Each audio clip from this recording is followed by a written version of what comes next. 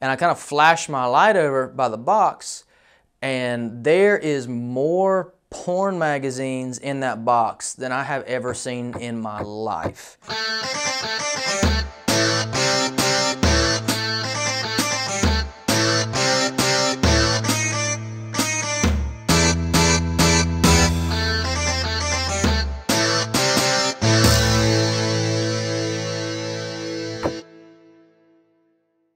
You know, one thing that always cracks me up is about the roofing industry is, you know, you get to really see what's behind the curtain in a lot of people's lives, because you're in their house, you're in their attics, you're on their roof, you're in their property. I mean, you get to see kind of what's going on behind the curtain in a way that you typically would not in most other professions. Anytime you have someone's like home involved and high amounts of money, you're always going to see what's behind the curtain in one way or the other. And this was a story about a time that it was a little bit more information than I wanted to know. So we had a project. A lady had called us out, wanted us to come take a look. She had a newer roof and had a leak. And so, you know, I went out there and I was taking a look at things. And turns out only half the roof was new. The back roof was super old and the front half was new. So I guess she was the kind that was, I guess, too poor to paint and too proud to whitewash, you know. She didn't really have things structured properly, but she wanted the neighbors to make it think that she had a new roof, but on the back, that was not the case. Reminds me of a guy I went to school with. This guy was so poor, man, he would go down to the lake and the ducks would throw him bread, you know. He'd go to KFC and lick other people's fingers. You know, he was dirt poor. But either way, neither here nor there. And so I'm at the house. I say, hey, let me take a look, kind of see what's going on here. And so I'm in the attic, and I'm kind of looking around, and I don't see much. I don't have my light with me. I forgot it in my truck, so I came back down. Come back down the stairs on the attic, and there's a man standing there. And so he sticks out his hand and says, "How are you doing, sir? My name's so-and-so." He said, "I'm one of the Methodist preachers down the road." And I thought, oh, I mean, your name is fine, but, you know, my name's Steve, and I'm the sales manager at this roofing company. I guess we're giving our titles out now, but whatever. He's a nice guy, and so we were talking, and I know a little bit about religion and whatnot, so I was talking religion with him for a second, and I said, "Well, sir, I've actually got to run and grab my light real quick. I'll be right back." And so he's like, "Oh, well," he's like, you know, it's probably one of them things, you probably just see it from the roof, can't you?"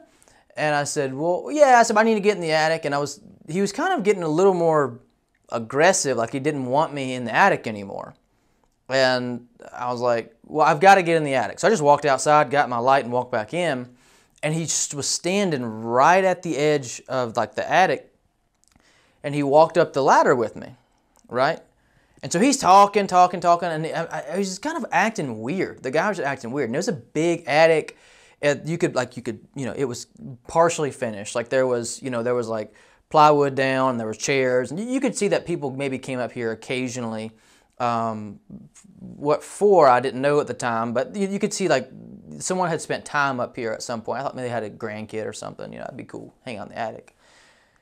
So I'm looking around my light, and I go around to this side, and I see, I mean, a huge box. And I kind of flash my light over by the box, and there is more porn magazines in that box than I have ever seen in my life. I mean, the box had to be, it had to be at least 2 to 3 foot tall and 2 feet wide. It was gigantic. And the thing was, there was no dust on it. So it's like something had been keeping the dust off of these porno magazines, right? And I didn't say a word. I just kind of kept looking. He's talking. And so I go to get back. I said, I found the leak. I go to get back down the ladder. He said, come here.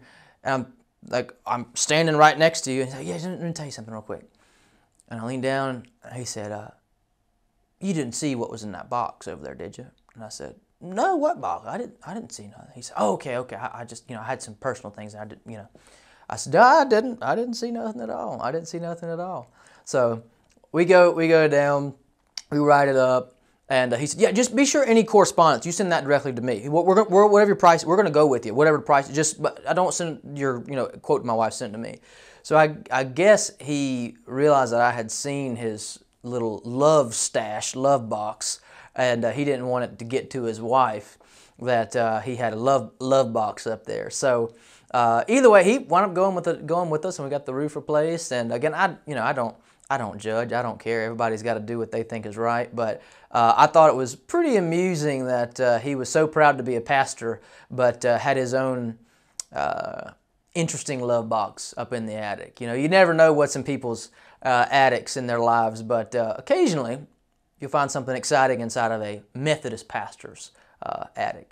Guys, thanks so much for tuning in. We'll catch you in the next one.